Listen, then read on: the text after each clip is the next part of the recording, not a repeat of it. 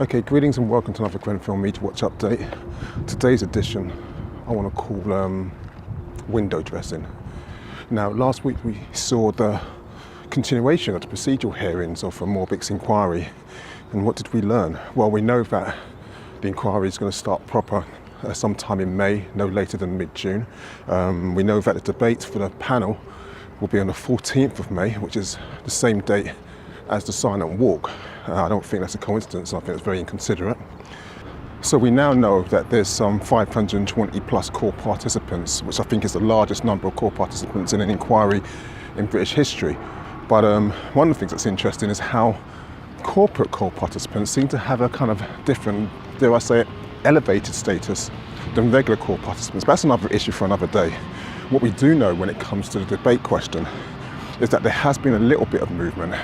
Now, Morbic's saying that witnesses can actually, with his permission, put questions through their solicitors or their lawyers to some of the witnesses they want to challenge directly. Now, of course, they need his permission, and he's also stipulated that they had to provide the questions 5 days in advance. So what else did we find out about the inquiry? Well, we now know that the inquiry is not going to focus on the cyanide poison that many received. Apparently, this is phase one. It's focused solely on the truth and not justice.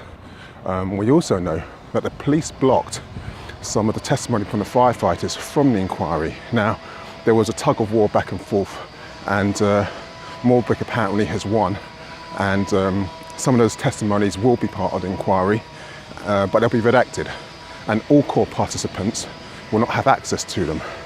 This starts to get very dodgy, but there are solutions.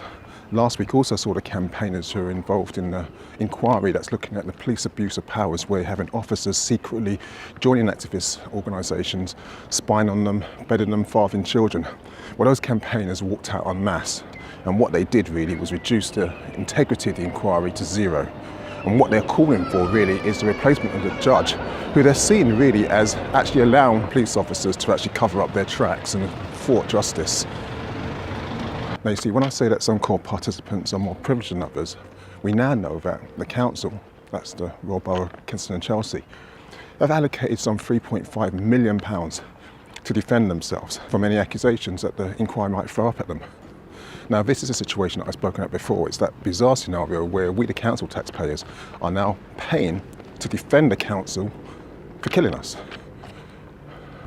Now, last week we also found out that some £20 million has been spent on hotel bills by the council to actually house the Grenfell survivors. Now, many of you have probably heard that figure being quoted, that you could have built Grenfell Towers 3 times with that amount.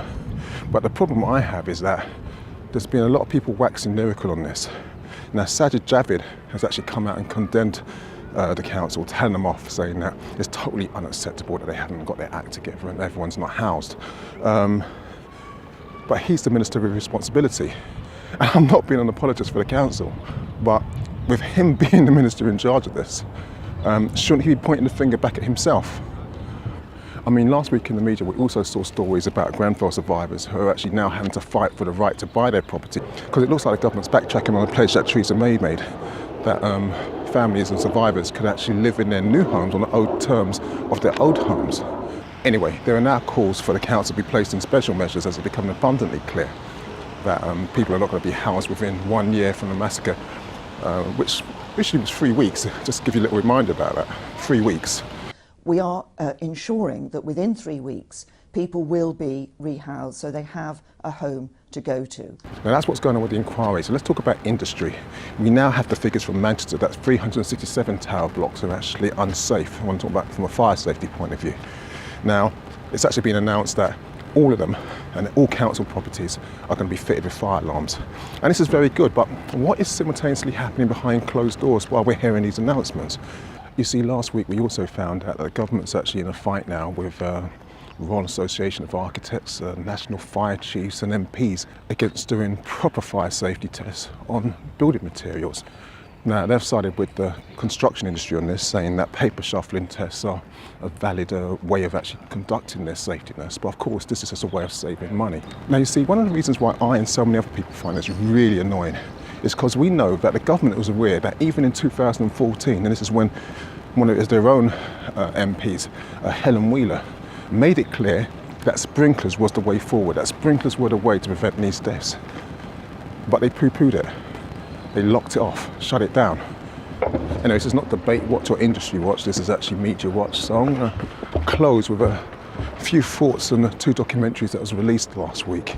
And I want to start with the one that I saw last night, the BBC's piece on searching for the lost lives of Grenfell. There's a piece here about the Balkardi family, whose name I definitely recognise from the wall, and I didn't know this detail. This family lost every member bar a 6-year-old girl, which is just...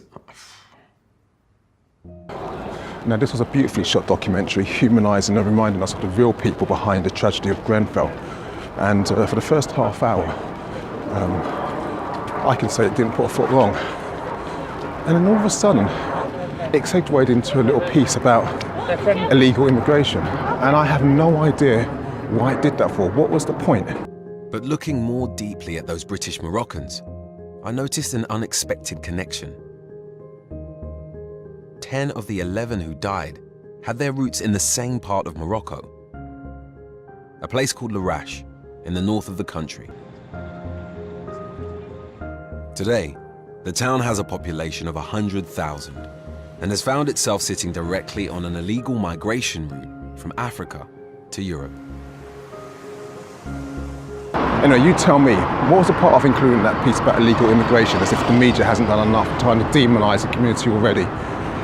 That felt like a betrayal by the BBC. And when I contrast it to Sky, and I find it incredible to actually think that Sky did a better job, their 3D rendering of Grenfell actually was more useful. Sky News has learnt there were rooms on every floor of the tower that weren't damaged by the fire. Firefighters have told us these small rooms stored the bin chutes where residents got rid of their rubbish. They had a fire door but no windows, and we've been told were untouched by smoke. The Metropolitan Police, who are in control of the tower while it remains a crime scene, refuse to comment while their investigation is ongoing. Now, the Sky piece, and I can't even believe I'm actually going to say this, the Sky piece actually has to be commended over the BBC piece in the fact that it actually produced a 3D model that could be of some use to the process of justice. And that's what we've got to be focused on. Nadia and her husband Bassem lived in flat 193 with their 3 children. Next door was Nadia's mother. They called 999 for help up to 8 times and were told to stay inside. The whole family died that night. I lost my mother, my sister, my brother-in-law, and their kids, 3 kids.